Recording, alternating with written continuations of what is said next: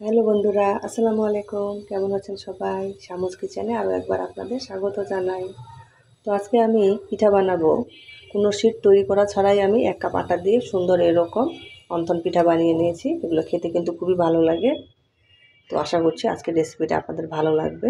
নাস্তাটা তৈরি করার জন্য আমি এখানে 1 টুকরা মাংস এভাবে ছিঁড়ে নিয়েছি। আর এখানে কিছু গাজর নিয়েছি। আর আমি নিয়েছি পেঁয়াজ। তো এই সব কিছু দিয়েই আজকে আমি নাস্তাটা তৈরি করব বাচ্চার টিফিনে দেওয়ার জন্য। তো চলুন কথা না বাড়িয়ে আমি প্রথমে পুরটা তৈরি করে নেব। তো গ্যাসের উপরে আমি একটা কড়াই বসিয়ে দিলাম। কড়াইয়ে আমি তেল দিয়ে দিচ্ছি। তো কড়াইয়ের মধ্যে আমি পেঁয়াজগুলো দিয়ে দিলাম। তো পেঁয়াজগুলোকে আমি সামান্য একটু সফট হওয়া পর্যন্ত অপেক্ষা করব। পেঁয়াজের মধ্যে আমি সামান্য পরিমাণে হলুদের গুঁড়া দিয়ে দিলাম।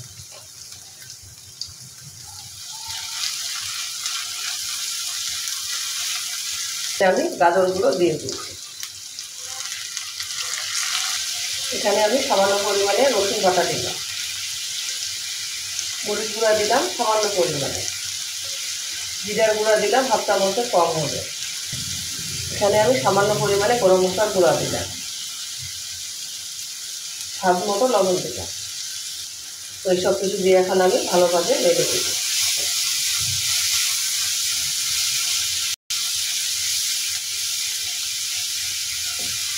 মাংসটা ঝুড়ি করে রেখেছিলাম সেটা দিয়ে দিলাম।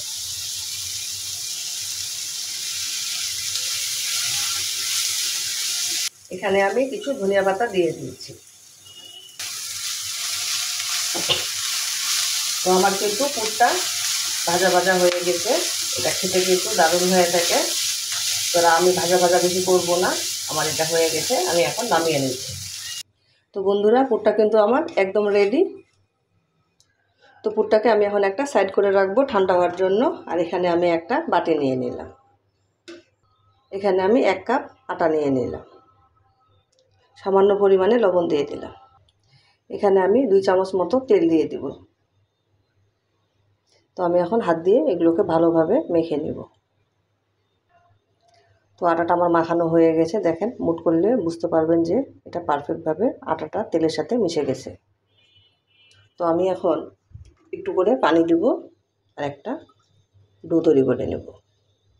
আমার আটা ডোটা মাখানো হয়ে গেছে। এটাকে আমি 3 থেকে 4 মিনিট মথে নিয়েছি। এখন আমি 10 মিনিটের মতো রেস্টে রেখে দেব। তো ফিরে আসলাম বন্ধুরা 10 মিনিট পরে। মধ্যে নিব আর ছোট ছোট বলের মতো করে লেচি কেটে নেব।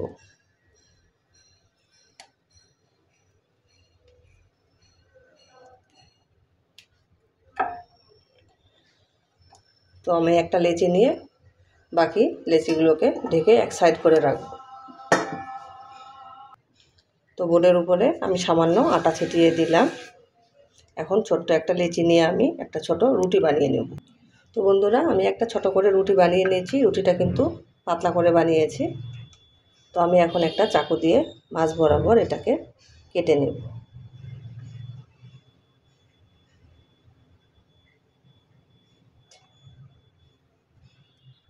তো বন্ধুরা, মাঝ বরাবর আমি যে পুরটা তৈরি করেছিলাম সেটা আমি দিয়ে দিলাম। এখানে দিয়ে আমি এই পাশ থেকে এখানে আমি লাগিয়ে দিব।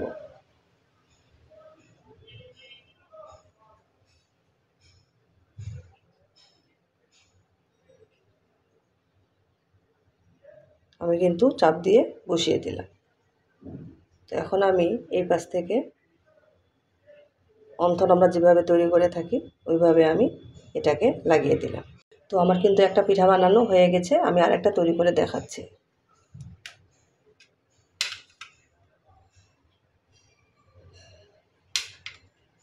পিঠার মাঝখানে আমি পুরটা দিয়ে দিলাম। দিয়ে আমি এই পাশ থেকে কোনাটা টেনে এই পাশে বসিয়ে দেব আর চাপ দিয়ে এটাকে বসিয়ে দিলাম।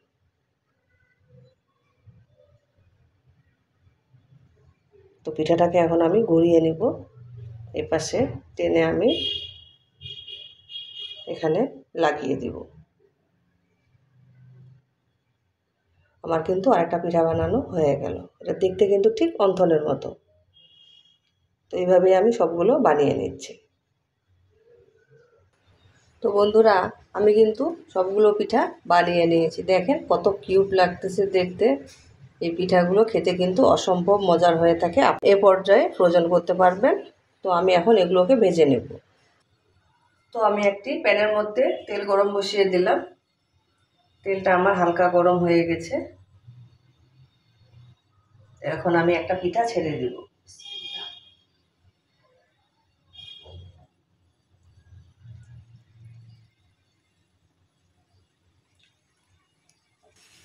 তো পিঠাগুলো ছেড়ে দেওয়ার পরে একটা চামচ দিয়ে যদি আমরা পিঠার গায়ে একটু করে তেল উপরে গায়ে দিয়ে দিই, তাহলে কিন্তু পিঠাগুলো অনেক খাস্তা হয়।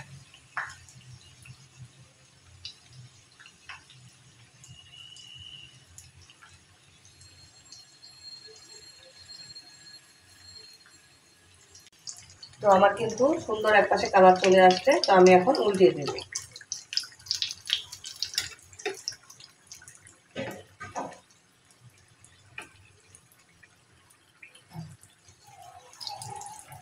তো আমার কিন্তু এগুলো ভাজা হয়ে গেছে, আমি এখন তুলে নেব। তো বন্ধুরা, আমার কিন্তু এগুলো ভাজা হয়ে গেছে পিঠাগুলো। এই পিঠাগুলো খেতে কিন্তু অসম্ভব মজার হয়ে থাকে। আপনারা একবার হলেও এভাবে বানিয়ে খাবেন। তো আশা করছি আজকের রেসিপিটা আপনাদের ভালো লাগবে। যদি ভালো লেগে থাকে লাইক দিবেন, কমেন্ট করে জানাবেন কেমন হয়েছে। আপনাদের সুন্দর একটা কমেন্ট আমাকে উৎসাহ দেয়। এরকম মজার মজার সহজ রেসিপি পেতে আমার চ্যানেলটিকে সাবস্ক্রাইব করে আমার পাশে থাকবেন। সবাই ভালো থাকবেন। আসসালামু আলাইকুম।